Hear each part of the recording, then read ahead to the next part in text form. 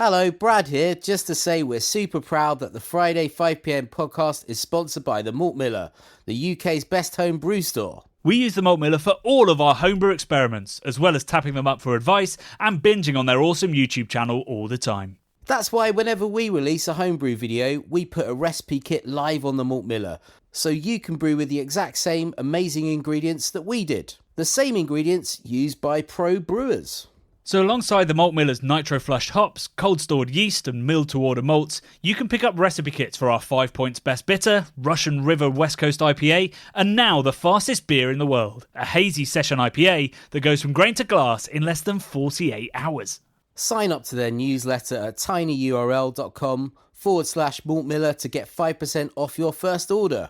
With the Malt Miller's amazing customer service and Johnny's 48-hour recipe, you could order the ingredients on a Monday and be drinking the beer by the weekend. Speaking of which, it's Friday. It's 5pm. So enjoy this week's Friday 5pm podcast.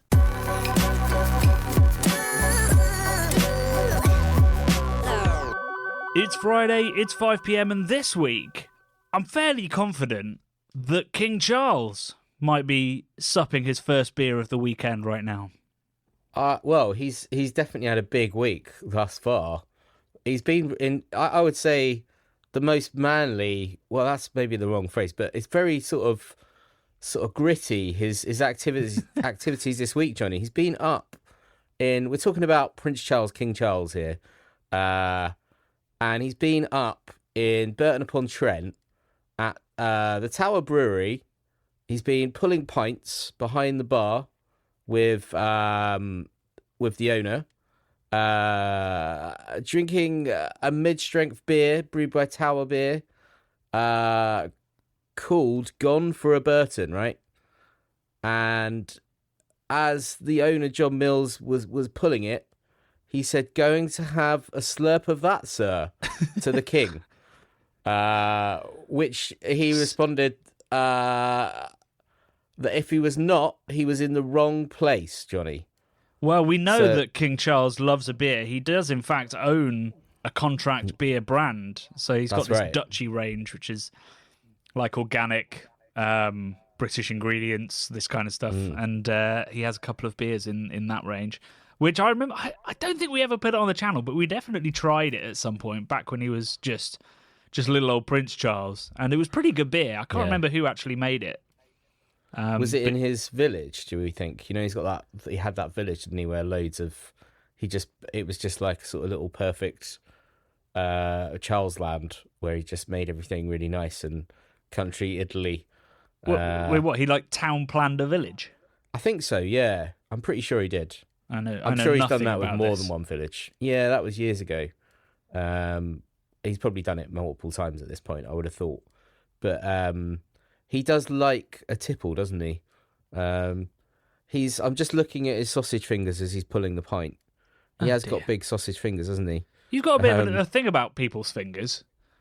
No, there's that photo of him where he's getting made king, inaugurated, or whatever it's called, crowned, and he's got incredibly red hands, hasn't he? Because he's got sort of circulation issues. Was what the people decided was going on. Clearly, you read the Express more than me. This is all new information coming my way. I'll tell you what, there's a photo of him in this article from Sky News, but he's holding like a pneumatic giant drill, not a drill, like a thing that you put on wheel nuts with, and he's putting on a JCB backhoe, or backhoe, I'm not quite sure how you say it, digger's wheel, right? So he's up in Burton as well doing that. He's had a proper day out there, hasn't he, with the lads? He's on the pints. He even tried something behind the bar that was called the Spirit of Burton, which is 41% proof Tower Spirit distilled from IPA. He took one sip. I wouldn't call something the Spirit of Burton. No, I think that if I can think of a place where the spirit has really been downtrodden, I'd possibly think of Burton-on-Trent. It really is a town that has been gutted by greed and indeed lack of investment. Well, he seemed to like the Spirit of Burton, and he said, "Oh, interesting. Yes, it's supercharged." That was what he said about Right, okay. about the Spirit of Burton, because I guess it's 41%, and it probably shocked him a little bit, maybe how strong it was. Oh, But yeah, I don't reckon King Charles is shocked by 41% spirit. nah, you're probably I think right. he's the kind of man that drinks cask strength scotch. He's yeah, Yeah. 60% where that's his session, I reckon. Yeah. I reckon you're probably right there, to He be was just being honest. polite. Hmm. I like his activities though that day. I don't really, not a royalist or anything. I don't dip into all that stuff, but just I seem to know a scanning lot about King Charles the despite beer that. news. No, I don't think so. What about his sausage hands? That's it, and about the duchy stuff. And his That's about village. it. Well, that's duchy. That's a duchy related Oh, is incident, I it? Oh, think. okay. I seem to have a sort of recollection back in my brain from many years ago, but he looks happy pulling a pint anyway in these photos. So don't know what else I can add, He Johnny. wouldn't be. I But mean, we're going to be pulling pints soon. On that's true. Tuesday, we're doing the penultimate shoot for Keep Cask Alive, and as We part are. of it, we'll be getting behind the bar and playing around with sparklers. So we'll see. I think it's hard not to smile while you're pulling a pint. Although I have just been editing all the poor students that work at the Brighton and Hove Albion Football Club having a torrid time as everybody was ordering bitter That is a place on a busy where serve. you don't get a lot of time to pull those pints there. That was frenetic, to say the least. I'm pretty excited to see. Hopefully, Seagull Man makes the cut in the movie. Oh, of course. Maybe even intros that whole thing. I don't know, You're going to but be he's pretty pleased with good. the edit if that's all you're looking for from this particular episode. But yeah, it was Have you mad to done? see like all this technology that goes into pouring lager in like 3 seconds, and then just a Harvey's hand pull and a guy just being like, "Oh my god, oh my Yeah, god," just pulling and yeah. pulling and pulling. He builds some guns on a game night, I'm sure. Yeah, he probably would. Yeah, pretty wild stuff. But Yeah. What other beer news have we got, Bradley? we got all sorts, Johnny. We've got some stuff about Heineken are going to make beer weaker. Not that we really care about Heineken making beer weaker, Johnny, but they're making from the 25th of February, so that's 3 days ago now. They've reduced the Current as alcohol. always. I know. They've reduced the alcohol content of Soul beer from 4.2 down to 3.4%, which obviously we don't really care about. But also, this is due to sort of taxation issues, right? And they're sort of trying to get under duty bans, I guess you could say, which is making it more expensive to produce alcohol at certain percentages. And they're not the only ones doing it. So I did notice that Hophead is being reduced as well. Dark Well, Star's that happened Hophead. last year. I mean, last did happen year, a long time I ago, think we actually, talked didn't it? about Yeah, it on sorry. the podcast. Loads of brands did this. Went from anybody that was around about 4 went down to 3.4 because Yeah. just the duty savings are incredible after basically the government introduced a ban at that point. So it's not really a duty issue. It's almost an additional tax break to some extent that suddenly all these beers that were circling that kind of area have gone down to 3.4. And it's important to make clear to people because the press love to be like, oh, they're changing the recipe, they're weakening the beer. In the UK, you have an allowance of 0.5% ABV in terms of your accuracy. So with most of these changes in ABV, they might not even change it. Yeah. They'll just Yeah, declare you're right. it slightly differently. You're And right. so, or even if they do, all it is well, with Sol, probably a ton less malt, but with the smaller breweries, a couple of sacks less malt. And maybe you have to lower the hop rate by 2% to account for it. But these shifts are not big, and it does slightly annoy me when people get very upset about the lowering of alcohol. I think, A, it's a good thing, and if the beer's still good, that's great. But B, the beer is barely changing. It is rounding notes on a recipe, which, you know, for a double IPA would be a real shame. For Sol, you're not going to notice, I don't think. No, you're definitely not going to notice, Johnny. I sort of I don't know what I was going to bring up this other thing, which is kind of beer adjacent, which is a little thing I saw this week about a cultural phenomenon I don't think I'd heard of before, which apparently came out in the 2010s, and it's making a resurgence. It sort of came out at the same time as the Cinnamon Challenge, which was kind of hilarious. I remember watching a video of a man eating a spoonful of cinnamon and then it blowing out of his nose like a volcanic eruption. Quite dangerous, that. But this is called icing, Johnny. I've never heard of this. And it's where apparently this goes on in the barkeep community still. They're keeping it going all these years later. They do this thing called icing where they have to have a Smirnoff Ice on them at all times. Otherwise, if they don't and someone comes up and goes, hey, and they've got a Smirnoff Ice in their hands, then they have to drink the Smirnoff Ice. So if you've got one on your person, you flip, you like Uno reverse card it, and then the other person has to drink the 2 Smirnoff Ices. It's a multi beverage, Johnny. That's how I'm shoehorning this into the conversation. But I just thought that's a weird one, isn't it? Have you heard of icing before in that context? Do you know, when it rings a very, very weird bell, I would not be surprised if it hasn't come up on the podcast before and we've both forgotten it. Okay, it is quite forgettable, to be fair. So we can move swiftly on, Johnny. And you know what? These people are probably young people that are doing this, right? So it's, in a way, it's good that they're drinking some sort of malty beverage. But there's been a recent study, right, saying that Gen Z drink 85% less alcohol than prior generations. This was the recent findings of the US Bureau of Labor Statistics. The statistics indicate a significant decrease in alcohol consumption between millennials and Gen Z. The report highlights that millennials allocate around 23 billion each year for alcohol, whereas Gen Z's expenditure significantly less, totaling about 3 billion. Although some differences were anticipated, given that Gen Z includes individuals aged 13 to 28, with the legal drinking age being 21 in America. The data does take into consideration instances of underage drinking.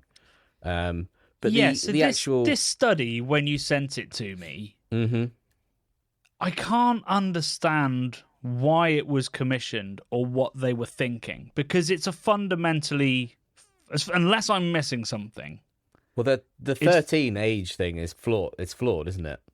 It's not even just flawed, it's nonsense. So they've taken Gen Z, of which only, about 60% of them cannot drink legally. Yes. They've just disregarded that. They've gone, well, they're still in the study.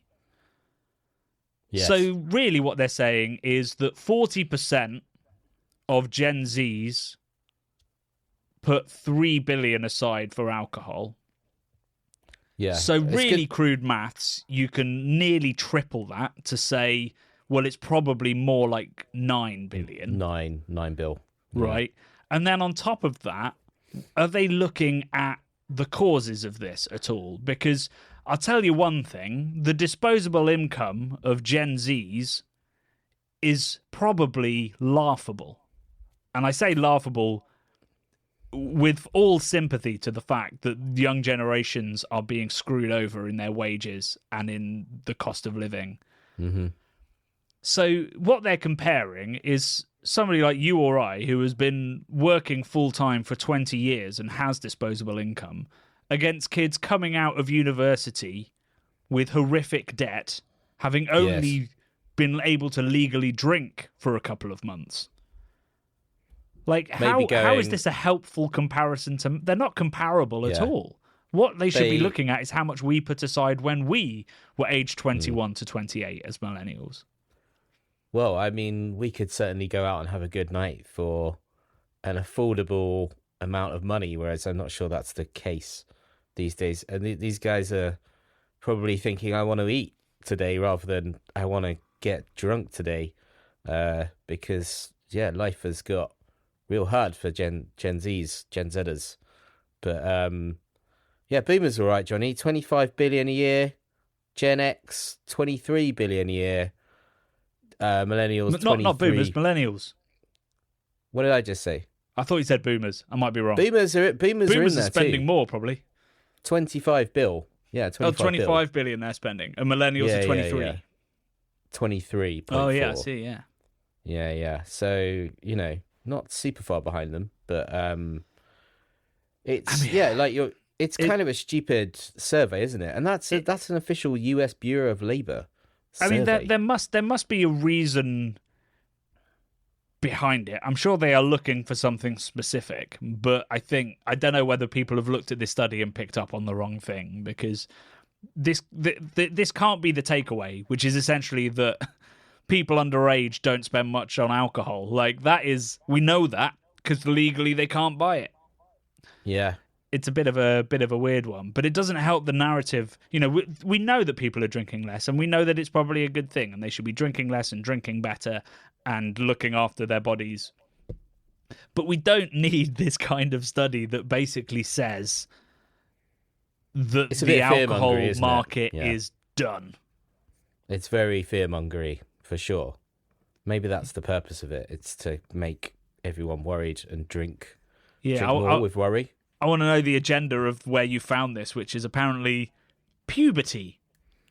The Instagram account. It's an Instagram account, yeah. But I'm sure it's a proper source, Jenny. It's a proper source. But this makes. I was also looking at something from an equally dubious source. I can't even remember the source this week. It was sort of ruminating the idea of why people back in the 80s and 90s used to look older than they actually were. Like, older people today look younger, right? So if if you look back at old films and stuff, you're like, bloody hell. Or you look back at family photos, maybe your parents' wedding or something, you're like, oh my God, they're like 20, but they look about 40. And this person was like posturing that it was because we are more well hydrated and we take better care of ourselves these days in drinking water.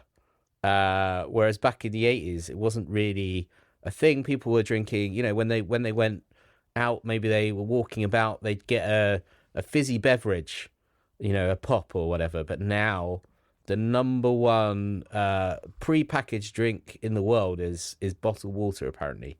So who was positing this idea that we look younger because we drink water? This is some random. I can't remember who it was. Okay. I'm not even going to quote them. I mean, they're wrong. I just thought that was interesting. I think it's more to do with the fact, and this is a well-known, well-studied area, that if you look at old photos, people look older because of the associations we make with it, to do with the fashion, to do with the colouring of the photographs, to do with the locations that they're in. Skin care as well, like people didn't wear sun protection, things like that. But he just had the pictures of these two sort of dudes with like super long hair and like handlebar moustaches that were 17-year-olds, and some sort of people that looked about 60 that were in their 40s, and stuff, which was, people spend their time thinking about weird things. Yeah. But I mean, I'm a person that I do drink a lot of water, Johnny. I do drink a lot of water, and people tell me that I look younger than I am. So maybe it's that, or maybe it's the beer. Who can say, Johnny? I think all that. That's the perfect example of anecdotal evidence. Of course it is. But yeah, beer is basically water anyway. So just drink some more beer, guys. Well, that's terrible advice, because alcohol does dehydrate you. Yeah. If it's less than 3%, drink more beer, because that will hydrate you. Now we're tying all of our new beer news together in a roundabout way. Yeah. Well, so yeah, the story that I've picked up is actually from Beer Aficionado. Yes, this was good. Or Doug Velicki, who is head of marketing at Revolution Brewing in Chicago, great brewery, and has an amazing Instagram and TikTok account where he talks about industry issues, industry news, a lot about sort of beer marketing and branding as well, and how it works and what works and what doesn't. But he picked up on a story from a company called Sustainable Beverage Technologies, which is essentially a firm that builds equipment particularly for draft side bars and this kind of thing. And he's come out with this video in which he's basically said he's gone for it. Doug's gone for it. He said this could change not just the low alcohol beer market, but the beer market itself. And the way that Doug has told it, and I think to some extent the way that Sustainable Beverage Technologies have told it, is that they've invented a way for you to go to the bar, order a beer, and say whether you want it with or without alcohol. Wild. Absolutely wild, if it's true. It's not true.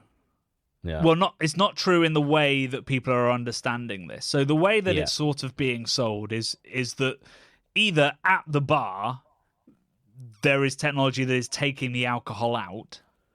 Well, I presumed it was some sort of filtration. When I listened to it, I was like, it must be a way of pressing it through. It's nothing like that. So is it an adding of alcohol to a non-alcohol? It's kind of not that either. Huh. It is as far as the server should be concerned, it is to all intents and purposes just like having Guinness next to Guinness low alcohol. Oh, okay. So there's going to be two different packaged products. Yeah, but the thing is that I guess that fact is hidden from the consumer, and so maybe it comes out of one pipe, although I don't think that that's a particularly clever thing to do if what you don't want is contaminating low ABV stuff with alcohol, particularly if it's, religious or whatever. The actual technology comes from some other technology that they've been working on, is already out in the trade, which is it's basically bag-in-box, like Coke syrup that's mixed with carbonated water. Yep. There's already beers that you can be served, which is that, right? Yes, there are. So what it does is it mixes at the point of serve the beer flavour syrup, the alcohol, and the carbonated water. As far as I can tell, this technology, for want of a better word, is just not adding the alcohol. Interesting. So it's two separate syrups, or perhaps one syrup and an alcoholic addition that you do use or don't use, then being served out of a tap. Is it bad that I want to try the syrup, Johnny? It would be disgusting. And I'm sure that the watered-down version's probably not great, even though the company claims you get I think on their website it says, what does it say? It says the classic craft beer taste and aroma. I'd love to know what that is. I don't know what a classic craft beer taste and aroma is. They're all the same, Johnny. They're all the same, let's be honest. We've been doing this for over 10 years at this point. They're all the same. They're all the same. It's that classic aroma, Pilsners, Imperial Stouts, aroma. All the same.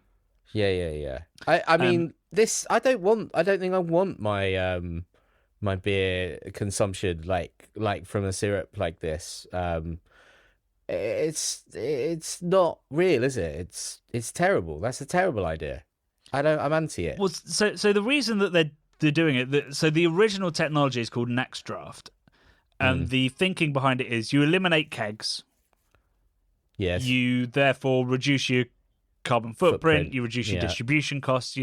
I think this stuff is designed for super high volume locations, music venues, football stadiums, arenas, where the carbon footprint and the cost is super high. Yeah. So I understand that, particularly in those locations where people aren't necessarily looking for a particularly good pint. They're just looking for a pint.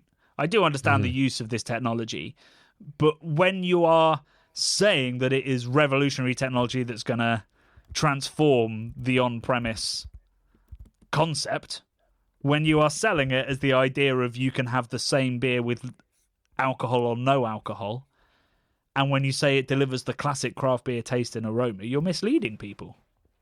Because it does none of those things, really. Yes. And it's bag-in-box Coke syrup, basically. So I mean, I watched this video with Doug and was like, oh my God, that is mental. If they are, like you thought it was, and I thought it was originally, like filtering it on site, or it goes through reverse osmosis, or something cool. I don't know. Yeah, it's just a different bag-in-box behind the bar, as far as I can tell.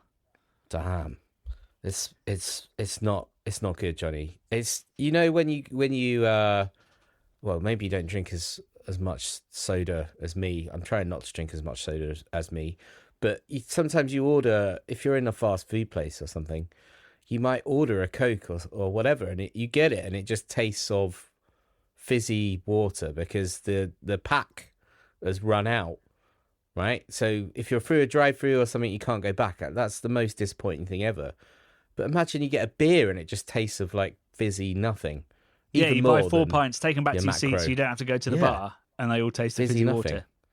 That would be the worst possible scenario I can think of when paying for a lot of beers. Just the idea of beer syrup going into carbonated water and being served as beer is just the worst beery thing I can think of, because it just, if ever there's the opposite of craft, it's that. Exactly. It's mass production, convenience, and undermines some of the fundamental tenets of brewing, which is things like water chemistry. So, yeah. Have we talked about this before, that McDonald's and Coca-Cola have an arrangement that's unique in their distribution that they don't do with anybody else, but everybody else gets, in the sort of food industry, gets Coca-Cola syrup in plastic containers, right?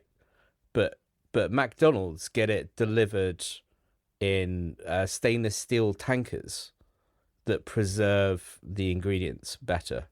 So it does. This is true. This is. I believe it's true. I just think this is a thing. They grew up together, kind of thing. So they've been doing this since the 50s or whatever. But it's kind of, I find that wild still that that's going on. And that's true of because McDonald's is a franchise, right? Yeah, that's I'd be all the amazed franchises. if that's still. Yeah, that's the thing, man. Really true. And also the idea that Coca-Cola can be that affected when it is essentially sugar with flavouring. Yeah, exactly. Seems kind of laughable to me. But hey, could make a difference. Don't know enough about Coke or drink enough of it to be able to tell. No. Well. Anyway, so from whether stainless steel Coke tastes better than plastic ones, we should talk about this. Oh, sorry. You're going to stop me before I go to the video? No, I wasn't. I was just going to say it's like tank beer, isn't it? Presumably, it hasn't seen air or daylight, right? So it's like a tank beer. Well, it's the Czech beer of cola. I thought about that comparison when you were talking about it, but what I realised is that tank beer is unfiltered and unpasteurised. Yes. Coke syrup is probably the most pasteurised thing on the planet. Yes, 100%. Yes, true. So I don't think the comparison stands. Maybe not. Okay. Fair enough. Let's talk about video. Unfiltered, unpasteurised Cask beer. Yay. So this week was the second episode of Keep Cask Alive. It is called Bitter, Still Not Boring. It was originally only going to be one episode. And I think you can all look at that idea and laugh at the idea that we could have fitted those 5 stories into one episode. And when I look back on that, I'm not really sure what I was thinking. But it became 2 episodes only about a month ago, which gave us room to tell the full stories, to really dig into party guiling and PGIs. And, of course, in the first episode, to dig into the history of bitter, to talk about that amazing bitter that Kirkstall brewed, and then get a really proper tour of Timothy Taylor's. And it's been really great to see. I was a bit worried putting this second one live. I don't know about you, Brad, that I thought that people might be a bit like, well, this is just more of the same. But thankfully, it hasn't come across that way. No, I think it was brilliant. This one is so sort of punchy, the way it moves along at a great pace, I find, and it's just brilliant. Like, our guides that are taking us around the breweries are all excellent. We can all agree that they both look incredible. Those breweries are some of the most beautiful breweries we've got in the UK. Like Shepherd Neame, absolutely incredible.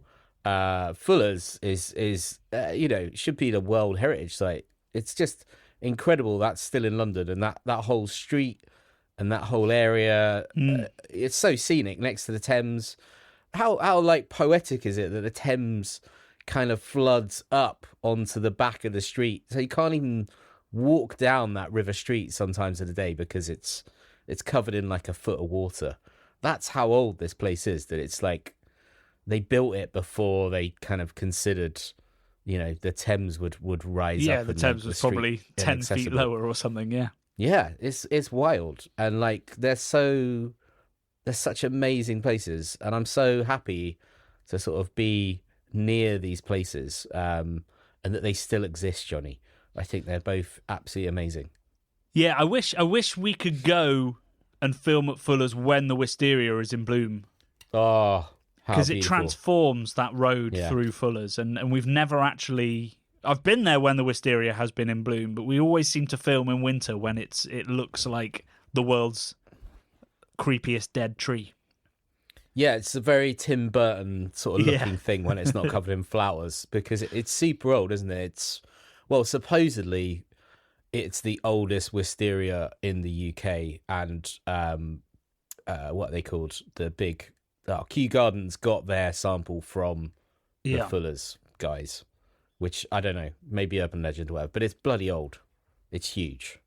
And of course, Fuller's itself is old. I didn't realise that although Fuller's was founded in the 1840s, the brewing heritage goes back another 100 years at least, and starts to threaten certainly the date that Shepherd Neame have on their branding. But then, of course, as we learned, Shepherd Neame's heritage goes back another sort of 100 or so years. So it's I learned a lot about brewing heritage. And there was a comment actually on this week's video about somebody saying that there was one that's older. I think it was called the 3 Tons or something. Oh, I missed that comment. Which, yeah, here we go. Great video, as always, guys. This is from Acton Sable 7418. Great video as always, guys. When I come to the UK from Canada, I drink 99% cask beer, but we'll have the occasional keg beer from an independent brewer. With all the cask beer videos out online, and the cask video you did a few years back, you talk about the oldest brewery in the UK brewing cask beer, but no one mentions 3 Tons Brewery in Bishop's Castle, Shropshire. It's listed as the oldest licensed brewery in Britain, and they brew some damn fine cask beer. It says Shepherd Neame 1698, 3 Tons Brewery 1642. Okay. So I'm going to have a look into 3 Tons Brewery and see how good the evidence is for that date of 1642. But irrespective, there is a full-on paper trail as the archivist, and you'll hear more from the archivist in in 3 episodes' time, when Shepherd Neame are back and we're talking about their pubs. We think that, what was it, at least 1570 something, he said. Yeah, it goes back all the way back to then, and the sort of the date on the bottles, he is not aware of where that date came from, and he certainly didn't put it on the bottles.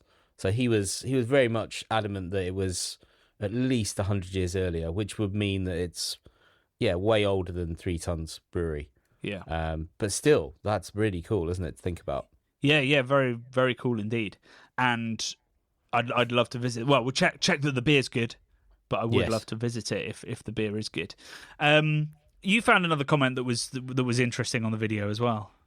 Yeah, I had a comment from Uncontrollable Laugh. Good name. Being a Kentish boy, I've grown up with Shepherd Neame being so prevalent. I think I've always sought, therefore, to look elsewhere, and haven't really ever thought of their beers as anything other than fairly run-of-the-mill. Perhaps I need to refocus the lens and look at them afresh. So I think this is something we're all a bit guilty of. It's kind of exoticism of exciting beers that are not from where you're from, and you can kind of just really downplay the special things that you've already got close by. Not kind of just take them for granted, which I think is what he's saying. And maybe, we should all be reassessing what our local, beer history is, and enjoying some more local beverages, Johnny. Yeah, I think so. I think craft beer, modern craft keg, or whatever you want to call it, is particularly guilty of this. The sort of the fetishism of, still of American hazy IPA, even though we make beautiful stuff here in Europe now. Of, sort of the Belgian lambics, even though spontaneous beer is made beautifully all over the world now. And we we always sort of seem to denigrate our local beer cultures. Whenever we do videos on the bigger breweries of, say, Munich, we'll get Germans coming in going, Augustina sucks, or, that's not even the best beer in Munich, let alone in the world, and this kind of stuff. And they might be correct on all of these, in all of these viewpoints, and they're certainly valid to that. But I do think that a lot of people, I think a lot of Germans in particular, don't understand just how bad lagers are outside of Germany and the Czech Republic, just how lucky they are, where even their biggest breweries like Paulaner, make a beer that is incomparable in quality to, say, the Carlings and the Madries and this kind of stuff. The only nation, I think, that I've never really encountered that in is actually the Czech Republic. And they don't. I wrote in the book a lot about how beer is such an integral part of their national identity, and they celebrate that a lot, and they obviously drink the most per capita in the world. That's the only place where you don't see people being like, oh, they suck. But even so, still, Budvar and Pilsner Urquell come in for some stick, even though, both of them are world-class and historically very significant breweries. But yeah, I think everybody else, trash talks their own culture. And I wouldn't say we've been too guilty of it. We've always loved cask ale and we've always loved traditional styles, but we certainly forgot about it for a long time as we got very excited about the modern stuff. And I can see why, if you live by Shepherd Neame, you might forget it. And I think I'd also say I'm not from Kent. But I think that learning everything that we did in this series and in the research phase for it last year definitely made me appreciate Shepherd Neame and what they do and what they own and what they make so much more. When we arrived, the thing I really wanted to do was try the 1698, which I'd never tried before, and I was genuinely excited to try that beer with the PGI, with it, the history that's attached to that beer and to that date, and I was genuinely excited to drink a bottled premium bitter, which people that know my views on bottled bitter will be surprised by, but I was very excited to try it. And I think once we understand more about our culture and about the culture of these breweries, suddenly we find more reasons and more intrigue in the things that they make and more understanding in why they're different. And that's very much what these first two episodes have been about. Yeah, it's beautiful, man. And I like you say, I love... Well, I think there is a lot of love in the hometowns, right? That's certainly the case I've seen as we've gone around these places. People are drinking, they're drinking Shep, they're drinking Timmy's, all these little communities. They are proud of their beers, but not, like you say, not the same as Czech. That's a nation that just knows what they've got, and they still absolutely love it. To more than anyone else in the world. That's what we need to get back to, Johnny. They're a model for how a nation should celebrate their beer culture. Yeah, maybe in slightly more moderation, perhaps, than the Czechs do. Maybe. But your point still stands, Czech Republic. We love your approach to it. That's brilliant. Yeah, so I guess all that's really left to say is like a big shout out to the people that gave us the tours. So to Charlie and to Scott. We ask. I was thinking about this. We ask a lot of the breweries that we film at. We go to them and we sort of expect them to have the same media experience, I guess, that we do. Yeah. And sometimes you don't luck out, and there's all the time we're getting suggestions from people being like, "Oh, you should go to this brewery," and I'm sort of like, "No, we really shouldn't, because there's nobody there that would be good on camera," and that's a genuine concern we have to consider. But we've got really lucky in this series, and I think everybody we've interviewed has been a real character, and it's been, as I've been editing through it, the hardest thing has been to cut back these interviews because there's so much gold in there, and there's so many lovely stories I don't want to lose, and in particular the one I'm working on right now, which is around so firstly it's like hop breeding with Charles Fairham. There's so much cool stuff with Will from Fairham's, with Rob from Buxton, and with oh gosh, I can't remember his name, the agronomist that works on the project, that it's been a real shame to have to cut that right back. And it's the same when we get to Harvey's and talk about the football as well, because when we go to Lewis FC, there's a great interview, have a great time chatting about sort of how the relationship came about. And then obviously the tour of one of the most beautiful breweries in the world in Harvey's with Miles is just charming. It's amazing. It makes me very excited to do the full episodes on a lot of these breweries to show people, because I think inevitably the things that have to go when you're making content like this, that we're trying to get it under 40 minutes, we're churning them out every week, a lot of the things that get lost are the lovely, charming character pieces, you know? Because you've got to keep that narrative moving. And there's this lovely bit, so Miles, which I didn't realise on the day, I don't know whether you clocked this, because it's a tower brewery, so the rooms are pretty small and there's lots of floors. And every time you'd walk down the stairs, you would bump into somebody who was coming up or down. And every time he sees someone, Miles just goes, "How you doing?" It's just like almost like a little tick he's got. That's like this super friendly approach to everybody. And it's glorious because it means that you, while we're doing this tour and I'm filming, you're having a lovely chat with him. You finish the chat, you walk off to the next bit. And then you can just hear him, even if he's like behind a wall or something, because the mic's still picking up. You just hear him go, "How are you doing?" So I've tried to integrate it into the video so that people can just see this lovely little motif that runs through our trip. Miles is brilliant. Yeah, some of it's had to go. So hopefully in the full documentary we'll get full Miles. I think like that. Well, it's to come, Johnny, but it's something to get excited about. And I love the fact that it's his home. Like, he's grown up there in the brewery on that street. He's always lived there. It's just magical. Yeah, there's a lovely point where you talk about that. You sort of say, "Were you running around this place as a child?" And he's like, "Yeah." Yeah, it's amazing. Sadly, that I don't think that's going to make it into this series, but it will make it into the full Harvey's episode when we do it, because it's a lovely little chat. Super nice.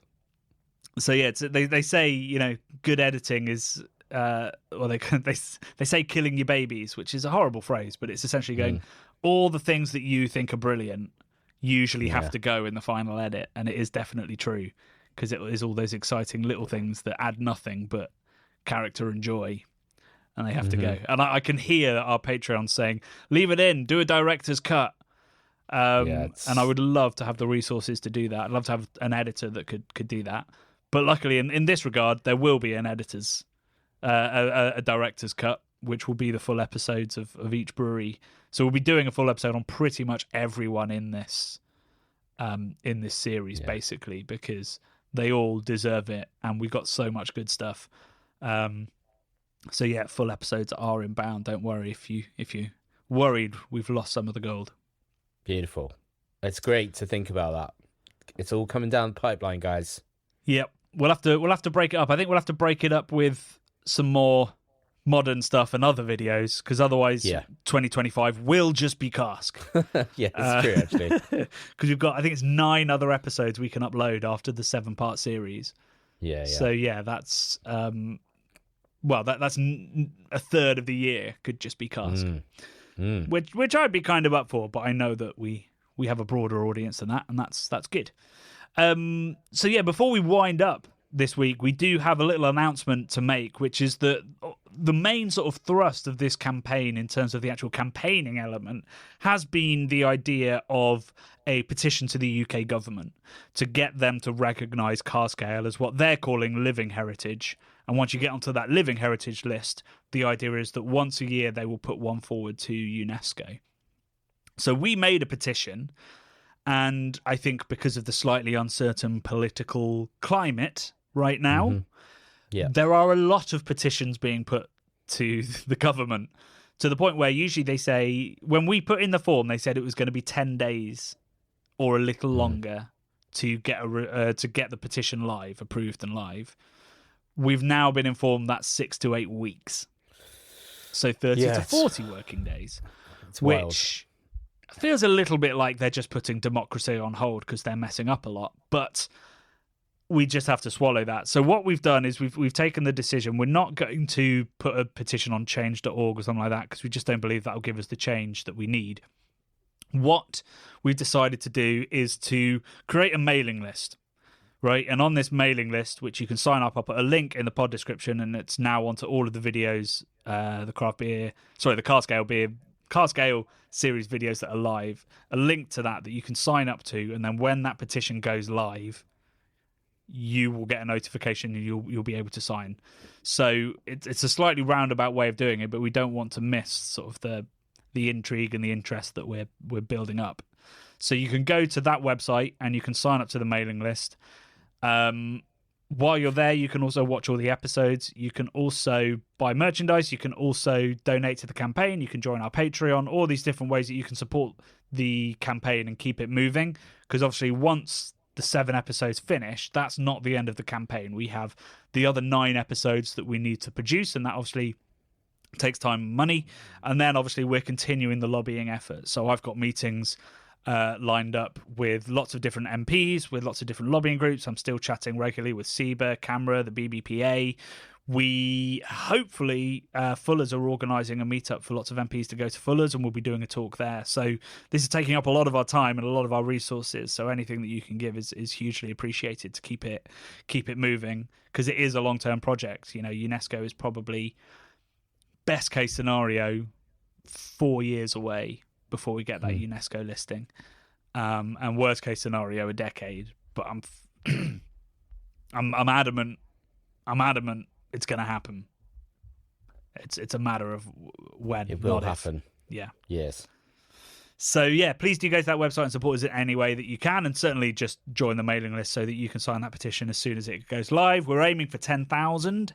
If we can reach 10,000 signatories, which I think is very doable, because I mean this video has been watched 10,000 times this week, then the government has to respond. Probably that response will be like, oh yeah, we're looking into it as part of our living heritage thing. Hopefully they won't just fob us off. But if we get to 100,000, then it gets debated in Parliament. It has to get talked about in Parliament. So that is the overall goal, so that we can get the MPs that care and the MPs that matter into a room to both talk amongst themselves, but also to talk to people that maybe don't care at the moment, that don't realise what we're trying to achieve and the importance of it. So yeah, that is how we're going to have to go about this because of the delays to getting that petition live, and we really appreciate your support. 100%. So yeah, that's all we've got time for this week. I'm going to get back to editing episode 4, which is episode 10? Oh, 9? it's confusing, 10? isn't it? I can't. Hopefully everyone's enjoying the naming of these. I've seen comments that are like, how is it? Have I missed episodes? How are they on episode 6 and all this stuff? It's because it's series 2, guys. So it goes on from series 1 into series 2, and the numbering order starts at 6, 7, 8 rather than 1, 2, 3. Yeah, you have to. It's an interesting thing that you don't have to do this in TV, but in YouTube you've got a playlist, right? And we're adding it to the original Keep Cask Alive playlist, so we can't call it episode 1 again, because you'll have just watched 5 episodes if you're coming to it new. And the other thing to say is, because so many people will only watch one of these episodes, right? Yes.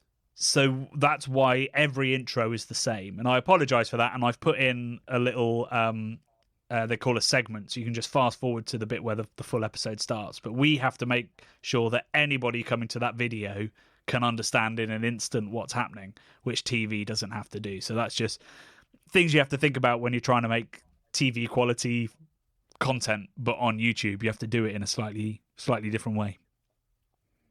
Yep. So yeah, sorry for any confusion caused.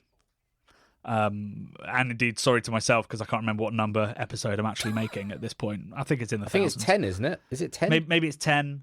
So next week will be 8. That's Harvest. 9 will be. It must be episode 9.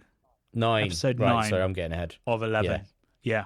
Yeah. So yeah, that's all we've got time for this week. Do join our Patreon. Do join our mailing list. Do donate to the campaign. Do buy some merch. We have just ordered some exciting new Cask-related merchandise that will be going live very soon. And if you join our mailing list, you'll find out about that as well. It's a strictly limited run, folks. We're going for some scarcity marketing / we don't have the liquid cash to buy more. So yeah, please do take a look at that when it goes out. But otherwise, we'll see you on Wednesday for an exciting exciting series. We are getting out to harvest. We are following the journey of barley as it is turned into malt at crisp, and then we are headed to the Green Hop Festival. The Green Hop Harvest, and then a Green Hop Festival with the wonderful 5 points. So it's going to be a really great, really pastoral video. Yeah, lots of slow-mo drone shots of harvesters. Oh, can't wait. People chopping down hops and feeding it to giant machines. So Yum. Enjoy that. And yeah, we'll see you on Wednesday at 5 p.m. Again, we'll be doing a premiere so you can watch live, comment along with me. I'll be interacting. So do join us at 5 p.m. on Wednesday for the richest possible experience you can get. Until then, love and beer.